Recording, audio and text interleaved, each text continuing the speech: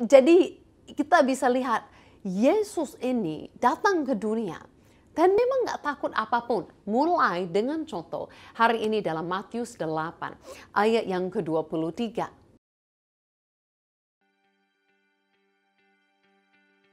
Berkata lalu Yesus naik ke dalam perahu dan murid-muridnya pun mengikutinya. Sekonyong-konyongnya mengamuk angin ribut di danau itu sehingga perahu itu ditembus gelombang, tetapi Yesus tidur. Maka datanglah murid-murid membangunkan dia, katanya, "Tuhan, tolonglah. Tolonglah, kita binasa." Dia berkata kepada mereka, "Mengapa kamu takut, kamu yang kurang percaya?" Lalu bangunlah Yesus menghardik angin dan danau itu. Maka danau itu menjadi teduh sekali. Ini respon muridnya, ayat 27. Dan heranlah orang-orang itu, katanya, "Orang apakah dia ini sehingga angin dan danau pun taat kepadanya?" Dan ini kisahnya yang menunjukkan perbedaan antara murid itu manusia biasa dengan Yesus.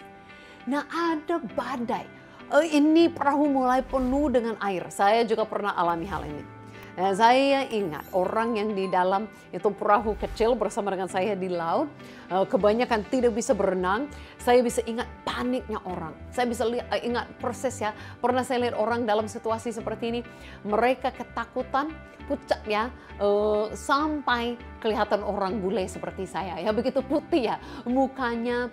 Saya bisa ingat ada yang histeris, nangis, ada yang pingsan. Ini kan manusia dalam ketakutan. Manusia dalam ketakutan, bahkan di kisah ini murid-murid Yesus, dalam ketakutan mereka membangun Yesus. Mereka berkata, "Kita binasa." Mereka benar-benar yakin dalam ketakutannya, yakin akan binasa, akan mati, akan tenggelam dalam badai ini. Sepertinya tidak ada harapan. Nah, saya pun bisa lihat mereka tidak bangunkan Yesus untuk solusi, untuk minta tolong. Kenapa? Karena saat Yesus melakukan sesuatu mereka heran-heran. Artinya mereka pun begitu ketakutan sampai lupa siapa ini Yesus. Mereka begitu dalam kepanikan sampai tidak pikir jelas. Sampai tidak pernah berpikir bahwa mana mungkin Yesus ini juga ikut tenggelam, mati di danau, ya kan?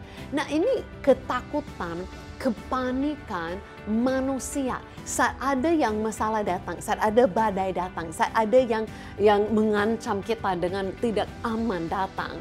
Kita kan penuh dengan ketakutan, panik, dan bergerak seperti tidak masuk akal lagi.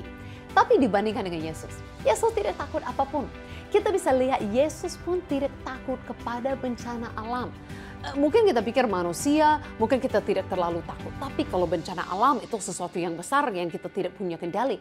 Tapi Yesus tidak takut sama sekali. Yesus bahkan bisa menghardik itu semua, bicara sekali dan itu semua menjadi teduh dan tenang. Bahkan kita bisa lihat Yesus di tengah-tengah badai, bukan dia tenang dan bisa tidur saat badai sudah selesai, saat sudah tenang. Yesus bahkan tidak ada ketakutan sampai bisa tidur di tengah-tengah badai itu. Nah, mungkin pernah kita merasa ada sesuatu yang mengganggu kita sedikit aja. Kita udah ketakutan, udah gak bisa tidur. Pernah gak ya? Tidur terganggu oleh masalah, oleh pikiran yang gak mau berhenti. Wah, saya merasa kita semua sudah pernah. Tapi Yesus luar biasa sekali. Tidak takut, dia begitu yakin. Dia katakan kepada muridnya, "Yuk kita bertolak ke seberang." Dan dia tahu apapun badai, apapun masalah, apapun halangan yang mau datang mengganggu perjalanan, dia tetap bisa tidur, istirahat penuh. Karena dia tahu dia akan sampai. Tidak ada yang dapat menghalangi atau hentikan dia. Nah, ini sangat luar biasa teladan Yesus bagi kita. Kalau dia bisa tidur, artinya tenang, pikirannya nggak terganggu, tidak ketakutan dalam masalah besar seperti ini. Artinya kita dalam badai kehidupan. Tidak selalu harus dalam perahu dan badai di laut atau di danau. Tapi dalam badai-badai kehidupan, masalah-masalah apa yang datang, angin dengan berita-berita yang tidak baik yang datang kepada kita. Kita bisa belajar daripada seperti Yesus. Seperti Yesus itu seperti apa?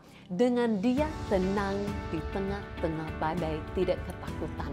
Dan kita bisa belajar untuk menjadi seperti itu dengan kepercayaan apa? Apa yang Yesus katakan, apa yang Yesus janjikan akan terjadi. Jadi sekalipun di tengah jalan banyak masalah, banyak halangan yang datang, pasti kita akan sampai. seperti Yesus sampai ke seberang dengan selamat dengan murid-muridnya. Kita juga akan mengalami di dalam kehidupan kita. Amin.